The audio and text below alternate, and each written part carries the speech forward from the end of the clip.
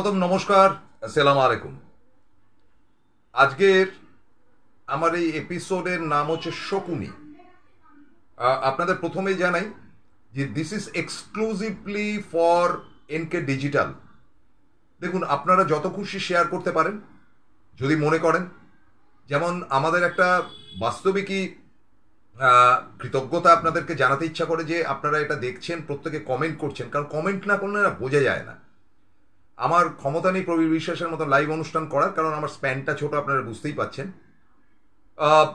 তো আমার এবং প্রবীর বিশ্বাসের আবেদন যে এই যে প্রোগ্রামটা যাচ্ছে, এটা দয়া করে কেউ কেটে নিজের কোম্পানির নামে চালাতে গেলে চালাবেন না। এটা তার কারণটা হচ্ছে যে এটা একটা সাংঘাতিক এপিসোড হতে চলেছে।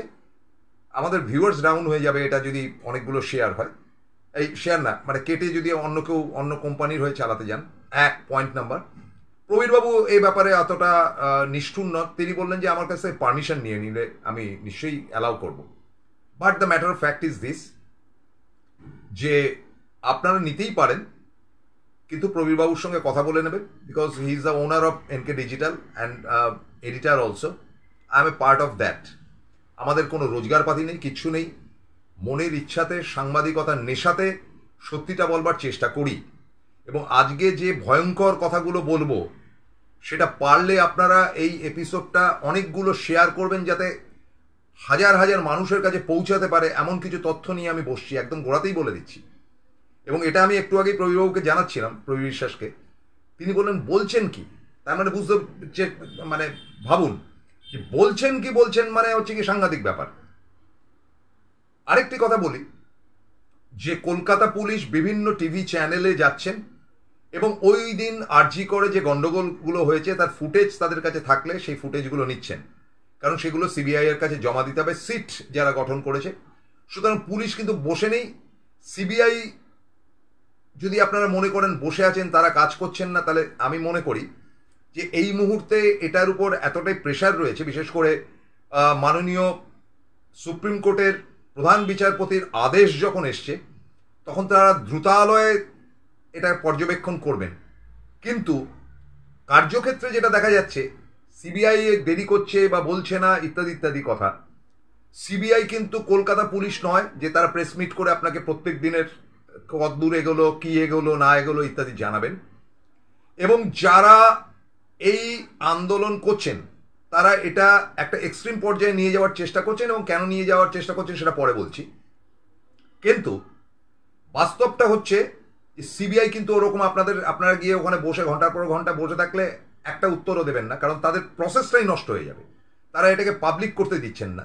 কিছুটা তারা হিন্টস দেবেন, অন্তত তাদের ঘনিষ্ঠ। আমি বলি যে দিল্লির one of the biggest media, সেটা হচ্ছে গিয়ে ইন্ডিয়া টুডে। আপনারা দেখবেন যে শনিবার দিন ইন্ডিয়া টুডেতে কিন্তু অনেকটাই বিবরণ দেওয়া রয়েছে, যেটা খুব ভয়ঙ্কর ভয়ঙ্কর। এবং তাদের সোর্স সিবিআইয়ের সঙ্গে অনেকটা বেশি। এবং অনেকেই আপনারা খারাপ বলেন যে India today is very close two Narendra Modi. আমি জানি না, আমি এই ব্যাপারে কোনো কথা বলবো না, but India today is a big media in television and in paper house. সুতরাং শুরু করছি। আরও একবার আপনাদের নমস্কার, আদাব জানিয়ে শুরু করছি আজকের অনুষ্ঠান। শকুনি। মহাভারত পড়েছেন তো সবাই?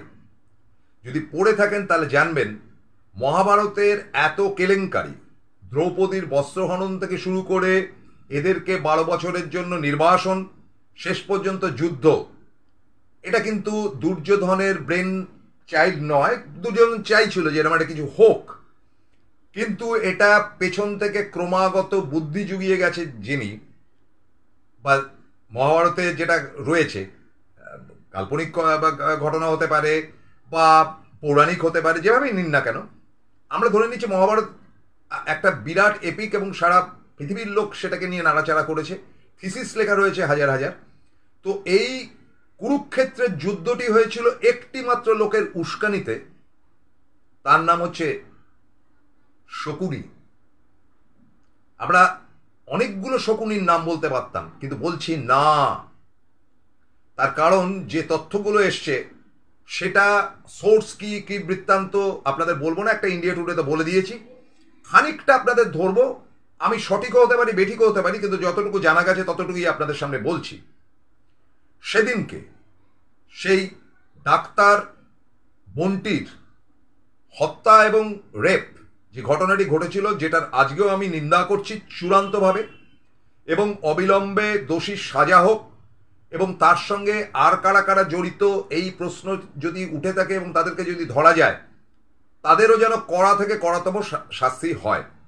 ফাঁসি কি হবে বা না হবে সেটা তো জাজমেন্টের ব্যাপার, আমি এখান থেকে ছেলে মানুষের মতন সেটা বলতে পারি না, কিন্তু আমার মনের ইচ্ছা ওই অভিষেক বন্দ্যোপাধ্যায়ের মতন শেষ করে দাও। এবারে কথাটা হচ্ছে যে পশ্চিমবঙ্গকে অস্থির করে রেখে দিয়েছে বর্তমানে ছাত্র সমাজের একটি অংশ, এবং তারা চিকিৎসক বলে দাবি করা হচ্ছে। এবং আমি বললাম আপনাদের যেটা, যে আগের দিন দেখালাম যে আনন্দবাজার পত্রিকা বিরাট করে দেখাচ্ছে যে শয়ে শয়ে বা হয়তো 2000 বা 5000 ছাত্র রাস্তায় নেমে আন্দোলন করছেন, তারা স্বাস্থ্য ভবনের দিকে যাচ্ছেন। এবং আমি বলেছিলাম, চ্যালেঞ্জ করছি যে এই ছবিগুলোকে আলাদা করে বার করা হোক, এরা সকলে ছাত্র নয়। মেরে কেটে হয়তো তার মধ্যে 200-500 ডাক্তার থাকতে পারে বা ডাক্তারি ছাত্র থাকতে পারে, বাকি সমস্ত সিপিএম এর লোকজন এর মধ্যে ঢুকে গেছে। এবার বলি তথ্য কতটুকু কি সিবিআই এর মাধ্যমে জানা যাচ্ছে। কিছুটা ইন্ডিয়া টুডে থেকে বলবো, কিছুটা অন্য সোর্স, কিন্তু সোর্স জানতে চাইবেন না, ইন্ডিয়া টুডেটা পড়ে নিতে পারেন। তারা বলছে, ইন্ডিয়া টুডের বক্তব্যটা হচ্ছে, এখনো পর্যন্ত যতটুকু তদন্ত করে জানা যাচ্ছে, তাতে করে এই নারকীয় ঘটনা বা এই রেপ কেস অ্যান্ড মার্ডার, এটা একমাত্র একজনই করবে বা করেছে বলেই ধারণা করছে, তার নাম সঞ্জয় রায়, বিহারি সেই ছেলেটি। কজ অ্যান্ড রিজনস হিসাবে তারা অনেকগুলি বলেছে, আমি এতটা ফেনিয়ে বলবো না, আপনারা দরকার হলে ওই গুগল সার্চ করে দেখে নিন যে শনিবার কি লিখেছে ইন্ডিয়া টুডে। এরপরে যে এই তথ্যগুলো হাতে আসছে, তাতে করে জানা যাচ্ছে যে ওই যে তার মোবাইলটি, যার মধ্যে নানান ছবি এবং ভিডিও, সেই ছবি, সঞ্জয়ের কথা বলছি, সঞ্জয় রায়, রায় নয় কিন্তু রায়, বিহারেও রায় আছে। রিনা রায় সিনেমা করত, সে কি বাঙালি নাকি পাঞ্জাবি? তো সুতরাং রায়ের সারনেম বিভিন্ন জায়গায় আছে, সেটা নিয়ে টেনশন করার কিছু না। আমাদের এখানে চাকরি করতেন এক ভদ্রলোক, আমাদের নিজস্ব মানে আমাদের পারিবারিক ব্যবসায়, তার নাম পবিত্র রায়, বিহারের লোক। তো সঞ্জয় রায় যে ভিডিওগুলো পাওয়া গেছে সেগুলো কুৎসিততম, মানে অ্যাডাল্ট, জঘন্যতম, মহিলা পুরুষের নানান রকম বিকারযুক্ত, কুৎসিততম। মানে নর্মাল অনেক সময় আপনারা কিন্তু ব্লু ফিল্ম দেখে সম্বন্ধে জেনে থাকবেন, বা কেউ হয়তো দেখে থাকবেন, আমি জানি না, আমি ধরে নিচ্ছি যে আপনারা সবাই খুব ভালো। তো এই যে ব্লু ফিল্মে যেগুলো দেখেন, তা সেগুলো বাচ্চা, হিংস্র হিংস্র সমস্ত দৃশ্য, এবং সেগুলোর প্রত্যেকটাই প্রায় রেপের দৃশ্য তার ওই মোবাইলে পাওয়া গেছে। আপনারা তো আপ টু ডেট আনন্দবাজারের কাছে কতটুকু পাবেন জানেন না, জানি না, কিন্তু এগুলো যে তথ্যগুলো যতটুকু পেয়েছি জানাচ্ছি আপনাদের। এবং লোকটা খুব হিংস্র। হ্যাঁ, একে রিক্রুট করা হয়েছে কিভাবে, কি বৃত্তান্ত, সেটা ভুল হয়েছে, কিন্তু কে ছানবিন করেছে? আজকে দেখুন হাজার হাজার বেকার, সিপিএম এর আমলে যেমন সব চাকরি পেয়ে গিয়েছিল, মমতার আমলে তো চাকরি পায়নি, সব টেম্পোরারি জব পেয়েছে, এদিকে এদিকে, খাবেটা কি, যাবেটা কোথায়? এরা কত মায়না পায়? 8,000, 10,000, বড় জোর 11-12,000। সুতরাং সেভাবে চাকরি হয়েছে, কাট সোর্সে ঢুকেছে, সেগুলো তারা বার করুক, আমি সেই পথে যাচ্ছি না। কিন্তু এর যে রোজগার ছিল, সেই রোজগারের অনেকটা অংশই সেই দেশি বাংলা মদ প্রচুর পরিমাণে গিলত সকাল বিকেল, এবং তার একটা প্যাশনই ছিল যে প্রায় প্রতি রাত্রে সে হয় সোনাগাছি অথবা হারকাটা ইত্যাদি রেড লাইট এরিয়াতে যেত, এবং নিয়মিতভাবে তার যাতায়াত ছিল। এমনও দেখা গেছে সে একই দিনে 2-3 বার রেড লাইট এরিয়াতে গেছে।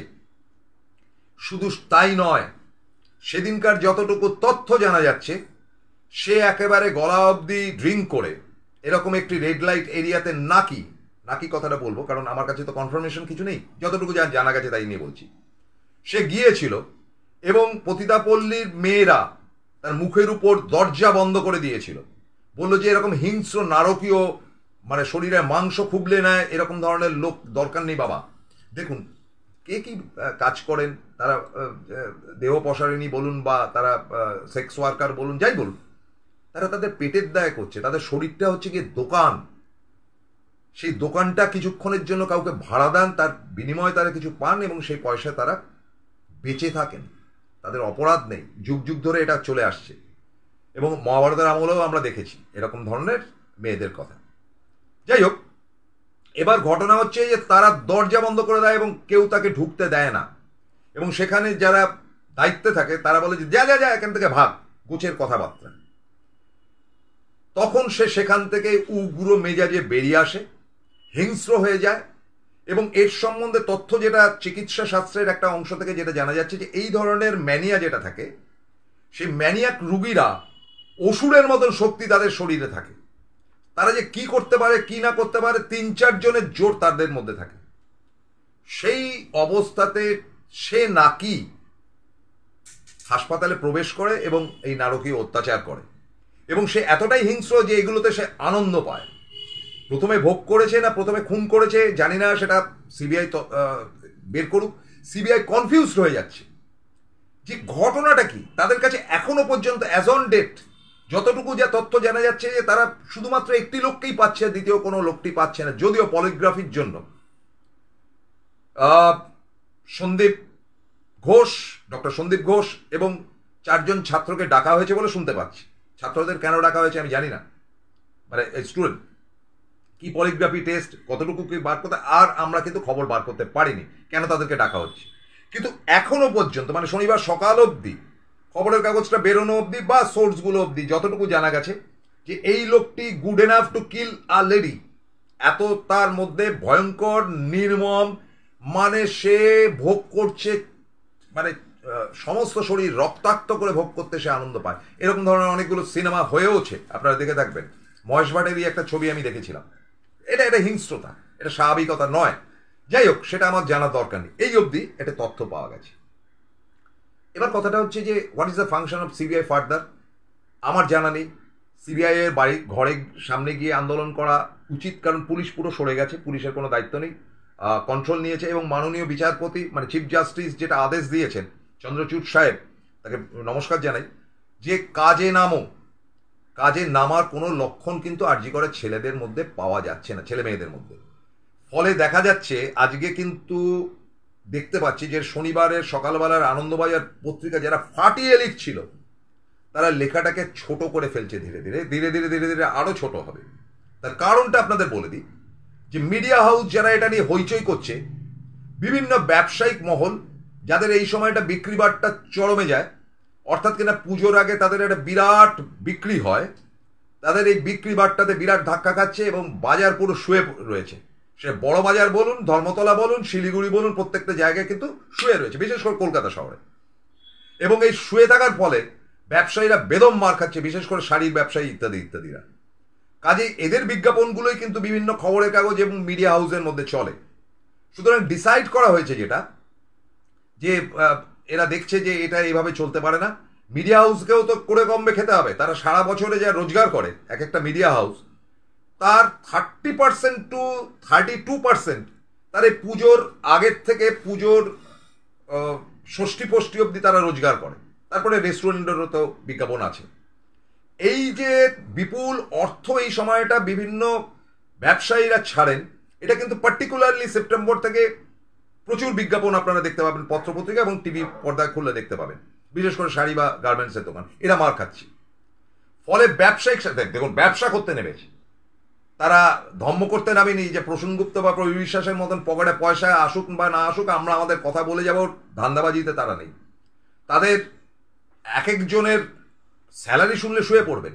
এমন কিছু কিছু চ্যানেল রয়েছে যাদের এক একজনের স্যালারি 30 লাখ থেকে 40 লাখ পার মান্থ। ভাবতে পারেন আপনার বাড়ির ছেলেটি বা মেয়েটির 5 বছরের রোজগার। সুতরাং তারা সেই টাকাটা তো আসছে তো বিজ্ঞাপন থেকে, বিজ্ঞাপন দাতাদের মধ্যে ধাক্কাটা আসছে, খবরের কাগজ আস্তে আস্তে গুটোচ্ছে। ফলে শকুনির জায়গায় এদেরকে বলা যেতে পারে বড় জোর ওই আর কি, মানে অ্যাজ সাচ ওই ধৃতরাষ্ট্রের মতন, মানে তারা কি করছে তারা জানে না, অন্ধ, কিন্তু তার ছেলে যা খুশি তাই করুক এরকম করছে। মহাভারতের টুকরো টুকরো চরিত্রগুলো নিয়ে আসবো। কিন্তু শয়তানি বুদ্ধিতে এই মিডিয়া হাউসগুলো কম যায় না, কি করছে বা না করছে আগামী দিনে নজরদারি করা হবে, কিন্তু উস্কানিতে কিন্তু তারা প্রচুর। সুতরাং শকুনি নাম্বার 1 কিন্তু পার্টিকুলার একটি মিডিয়া হাউসকে দায়িত্ব নিতে হবে। তারা যেভাবে খবরটিকে স্প্রেড করেছে, যেভাবে ভুয়ো খবরগুলো তারা রং চড়িয়ে করেছে, তাতে কিন্তু মানুষ উদ্বেগ করেছে। আজকে কিন্তু মানুষের কাছে ফেড হয়ে যাচ্ছে ব্যাপারটা। আরও এই যদি সিঙ্গল হেডেড মার্ডার কেস হয়ে থাকে তাহলে তো আরও ফেড হয়ে যাবে। দ্বিতীয় ব্যাপার যে তাহলে এই যে ছাত্রছাত্রী এত দৌড়ঝাঁপ করছে, এত আন্দোলন করছে, এটা উস্কাচ্ছে কে, বা এত প্রত্যেক দিন এই ঝামেলা কেন করছে? কেনই বা তারা গ্রামগঞ্জের গরিব থেকে গরিবতম মানুষকে দেখছে না, এবং অসহায় লোকগুলো অসুস্থ হয়ে পড়ছে এবং মৃত্যুও হয়েছে বেশ কয়েকজনের? সেটা কি তাদের দায়িত্বের মধ্যে পড়ে না? চিকিৎসক বা চিকিৎসা শাস্ত্রে তারা যে মুহূর্তে এসছে তাদের ওথ নিতে হয়েছে যে তারা কোনো দিক দেখবে না, ডান দেখবে না, বাঁ দেখবে না, রাজনীতি দেখবে না, তারা সেবা করবে। তাই করে এসছে। আরজিকর বলুন বা মেডিকেল কলেজ বলুন, এটা তাদের ধর্ম এবং তারা তাদের নীতির থেকে ভ্রষ্ট হয়নি, কিন্তু তাদের উস্কাচ্ছে এটাকে। তারা পুরোপুরি বাংলাদেশের যে ঘটনাটি ঘটেছে তার কপি পেস্ট হচ্ছে। কিন্তু এখন এই মুহূর্তে পশ্চিমবঙ্গে মমতা বন্দ্যোপাধ্যায় সতর্ক হন। আপনার বিভিন্ন বিভাগীয় সচিবরা কি আপনাকে নিউজ দিচ্ছে আমি জানি না, আমি আপনাদেরকে নিউজ দিচ্ছি, পরপর ঘটনাগুলো বলবো, which is very very dangerous. মাননীয় কুণাল ঘোষ, আপনি যদি ওয়াচ করেন এটা, আপনি দয়া করে একটুখানি বিবেচনা করে আমার সঠিক না বেঠিকটা আপনি দেখবেন, কারণ আপনার কাছেও কিন্তু এই আমার কাছে যা খবর আছে আপনার কাছেও সেই খবর আছে, কারণ আপনি বুদ্ধিমান মানুষ। আপনি একদিকে যেমন মুখপাত্র তেমন সাংবাদিকও বটে। আমি আপনাকে অনেক বেশি সাংবাদিক মনে করি। দ্বিতীয় ব্যাপারটি হচ্ছে যে স্কুলের বাচ্চারা বেরোচ্ছে, গভর্নমেন্ট স্কুল কিন্তু সেগুলো, কোনো প্রাইভেট স্কুলের বাচ্চারা বেরোচ্ছে না। কেন তারা বেরোচ্ছে এটা কি তাদের জানার কথা? এবং আপনারা জানবেন যে সেটা নিয়ে আবার হই হট্টগোল প্রেস মিটটি চলছে। কারা এই টিচার যারা ছাত্রছাত্রীদেরকে ছাড়ছে? বলছে আমাদের দরজা বন্ধ করে দিয়েছে, কি করবো, ছাত্রীরা স্কুল ছুটির পর তো যা খুশি তাই করতে পারে না। পারে না, পারে না। গার্জিয়ানদের একটা দায়িত্ব রয়েছে। ক্লাস 6, 7, 8 বাচ্চাদের কাছে what is rape, what is murder, এই ব্যাপারগুলো কিন্তু গ্রহণযোগ্য নয়। অন্তত আমাদের দেশে সেই শিক্ষায় শিক্ষিত এখন আমরা হতে পারিনি। সেখানে উত্তর দিচ্ছেন কেউ কেউ, মানে কমরেডদের মধ্যেই উত্তর দিচ্ছেন, না এই শিক্ষা তো নেওয়া উচিত। আজকে বিদেশ, অর্থাৎ কি ইউরোপিয়ান কান্ট্রি, আমেরিকান কান্ট্রি, এদের দেশে তো ছোটবেলা থেকে বাচ্চাদেরকে সেক্সের শিক্ষা দেওয়া হয়। আমাকে মার্জনা করবেন, আপনাদের এই ধরনের ধ্যাসটামও আমি অনেক দেখেছি। আমাদের দেশে এখনো বিয়ে হয়, সন্তানাদি হয়, এবং বাপ মায়েরা চায় তাদের বাচ্চারা বাচ্চাদের মতন বড় হোক। মাঠগুলো সব শেষ হয়ে গেছে, প্রমোটাররা দখল করেছে বাম জমানা থেকে, এখন আর মাঠ নেই। ফলে তারা ঘরের মধ্যে আটকে যাচ্ছে এবং এই মোবাইল ঘাটতে ঘাটতে এই সমস্ত ঘটনা তাদের কাছে আসছে। সেটা স্বাস্থ্যকর নয়, এবং এটা ব্রিটেন, আমেরিকা বা জার্মান নয়।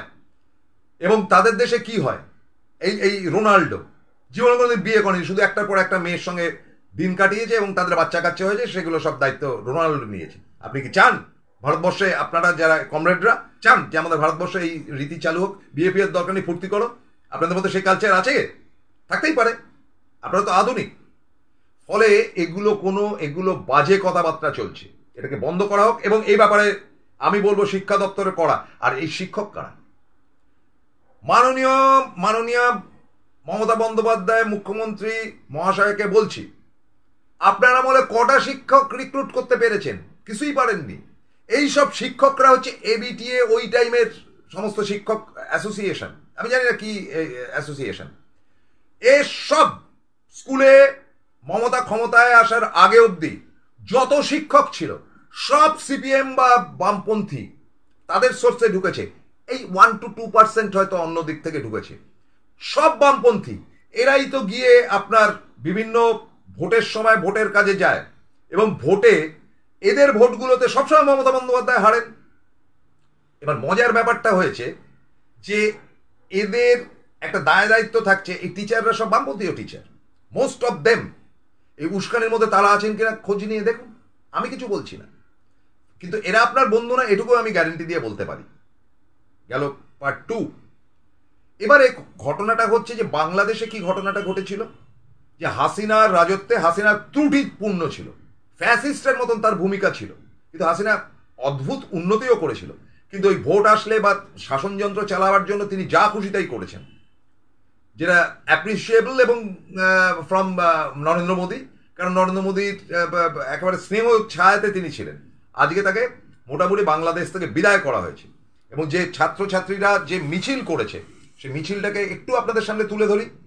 যে ফ্রন্ট লাইনে ছিল ছাত্রছাত্রীরা, যারা ভাঙচুর ইত্যাদি ইত্যাদি করেছে, এবং পেছন থেকে তাদেরকে উস্কেছে উগ্রপন্থী সমস্ত দল, যার মধ্যে বিএনপিও আছে, যারা ঘোরতর মানে কি বলা যায় সাম্প্রদায়িক উগ্রবাদী দল, এবং জামাত ফামাত ইত্যাদি তো রয়েছেই।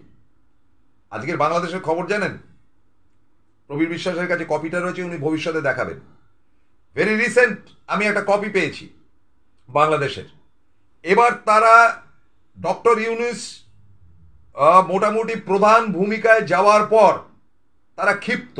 তারা বলছে যে আমরা এই ম্যানেজমেন্ট চাই না, আমরা আমাদের নতুন সিস্টেমে চালাতে হবে।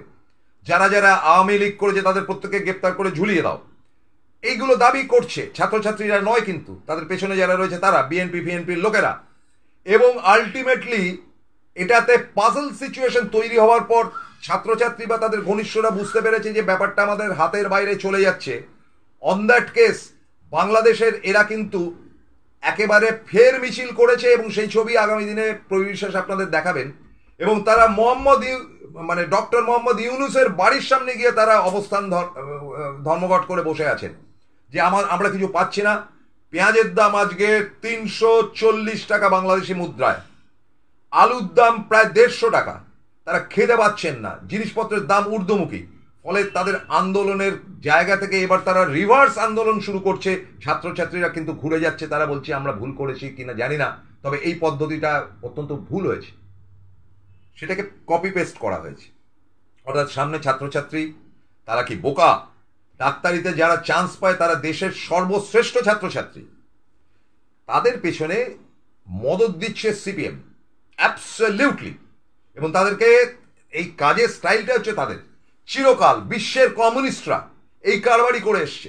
আপনারা ইতিহাস খুলে দেখুন, যে রাশিয়াতে যে বিপ্লব হয়েছিল, সে বিপ্লবের আগে ফ্রন্টলাইনে ছিল রাশিয়াতে তখনকার গভর্নমেন্ট মেনশেভিক পার্টি, অর্থাৎ আমাদের যেমন বিজেপি বা কংগ্রেসের মতন দল সামনে ছিল, এবং পেছনে ছিল কমিউনিস্টরা। তাদেরকে দিয়ে ঝামেলা পাকিয়ে পরে ক্ষমতা দখলের পর যারা ক্ষমতা দখলের ফ্রন্টলাইনার ছিল, অর্থাৎ মিডল ইস্ট পার্টি বা রাইট ইস্ট পার্টি, তাদেরকে মেরে ধরে কমিউনিস্ট পার্টি ক্ষমতা দখল করে। মানে তাদের একটা শিকন্ডি দরকার। দে আর বেসিক্যালি প্যারাসাইট, পরজীবী। তো আমাদের এটা আমরা চায়নাতেও দেখেছি। পশ্চিমবঙ্গের ক্ষেত্রে দেখুন, 1967-এ যুক্তফ্রন্ট সরকার হয়, এবং যুক্তফ্রন্ট সরকারের আগমন অদ্ভুত রকম। কংগ্রেস থেকে ভেঙে আসা বাংলা কংগ্রেসকে শিখণ্ডী করে এই সিপিএম পিপিএম পার্টি ক্ষমতা দখল করেছিল, এবং তারা শিখণ্ডী করেছিল কিন্তু সামনে অজয় মুখার্জির মতন একেবারে নির্ভেজাল গান্ধীবাদী এক নেতাকে, যে অজয় মুখার্জি 2 বছর 3 বছরের মাথায় বলেছে আমার অন্যায় হয়ে গেছে কমিউনিস্টদের সঙ্গে হাত মেলানো, আমি আর এর মধ্যে নেই। ভদ্রলোক যখন মারা যায় তখন ওই হসপিটালের উল্টো দিকে তার বডিটা পড়েছিল। তারপরে 1977-এ ফের তারা ক্ষমতা আসে। কাকে শিখণ্ডী করেছিল? জনতা পার্টিকে। এবং তাদের এখানে বেসলাইন কে ছিল? প্রফুল্ল সেন। ঘোরতর কমিউনিস্ট বিরোধী ছিলেন তিনি এক সময়।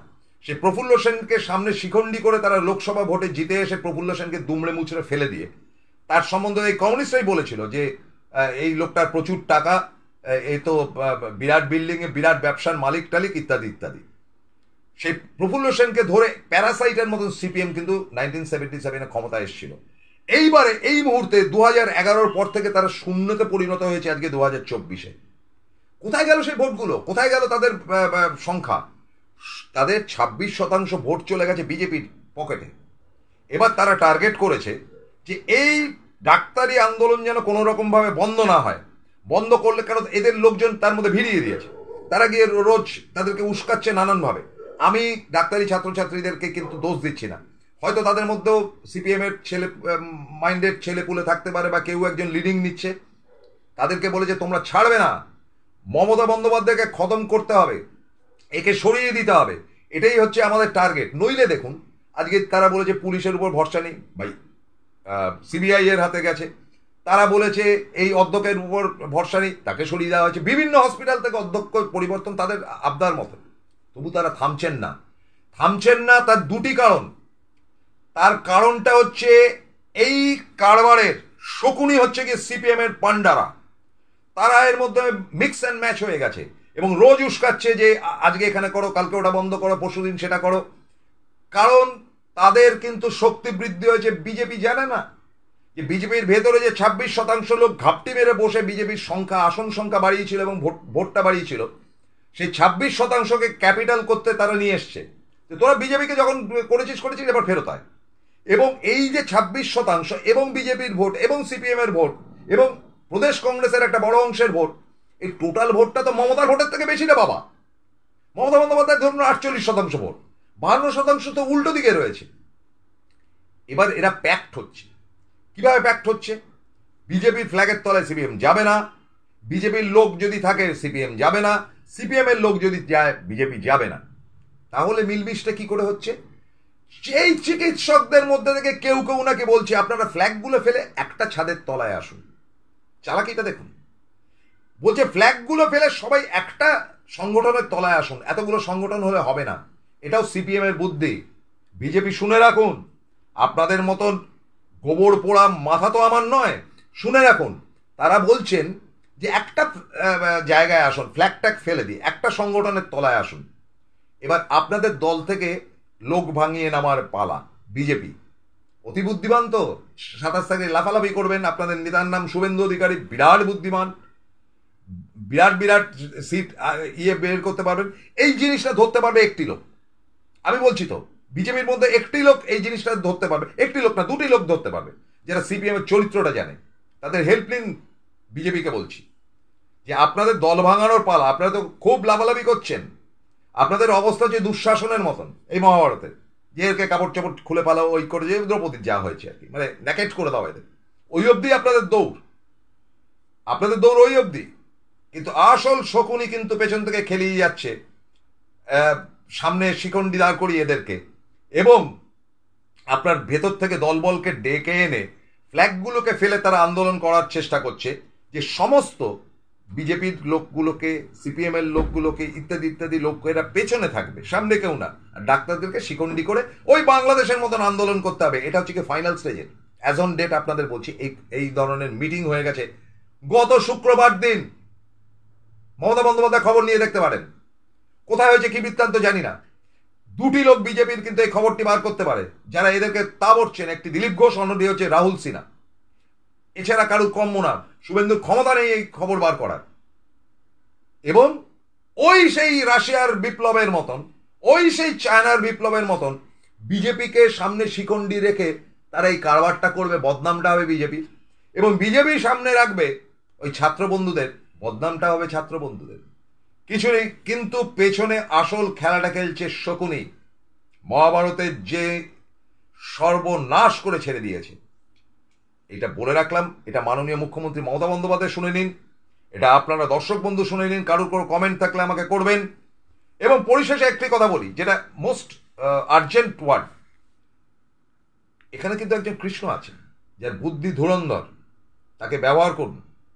তিনি কিন্তু এই খেলাগুলো, বয়স তার তরুণ, কিন্তু কৃষ্ণের ভূমিকায় তিনি নামতেই পারেন। তাকে ব্যবহার করুন, তার কিন্তু সাংঘাতিক বুদ্ধি। এবং কৃষ্ণকে ব্যবহার না করলে পশ্চিমবঙ্গের ব্যবসা বাণিজ্য, অবস্থান, রাস্তাঘাট, মানুষ এমনি খেপে যাচ্ছে।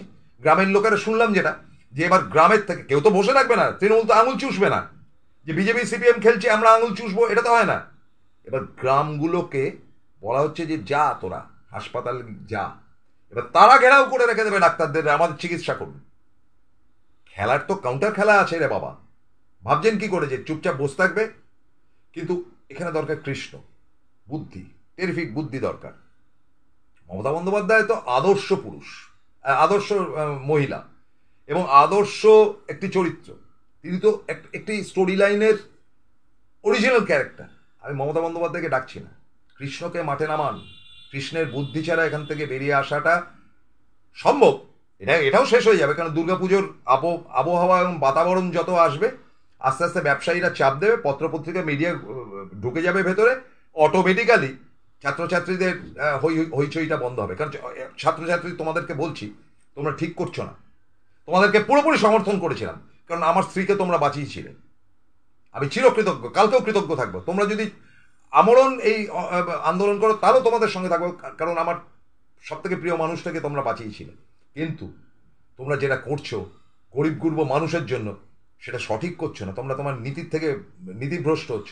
আর তোমরা যেটা করছো তোমাদের মধ্যে রাখো। কেন সিপিএম এর লোকেরা তোমাদের মধ্যে ঢুকে এই ধরনের উস্কানিগুলো দিচ্ছে? তোমরা বলবে না কেউ তো আমাদের সঙ্গে নেই। আমাকে শেখাতে হবে না, সব মিক্স অ্যান্ড ম্যাচ হয়ে রয়েছে, তোমাদের মধ্যেই রয়েছে। তোমাদের কাছে উত্তর আছে কেন পলিগ্রাফে আজকে 4টি ছাত্রকে ডাকা হচ্ছে? যদি কিছু পাওয়া যায় সামাল দিতে পারবে তো? আমি ধরে নিচ্ছি কিছু পাওয়া যাবে না, আমি চাইও না কিছু পাওয়া যাক, ছাত্ররা যেন ঠিক থাকে, ছাত্র বা ডাক্তাররা। কিন্তু যদি পাওয়া যায়, কৃষ্ণকে মাঠে নামান মমতাদি। কৃষ্ণের নাম হচ্ছে অভিষেক বন্দ্যোপাধ্যায়। শেষ করছি। নমস্কার, আদাব।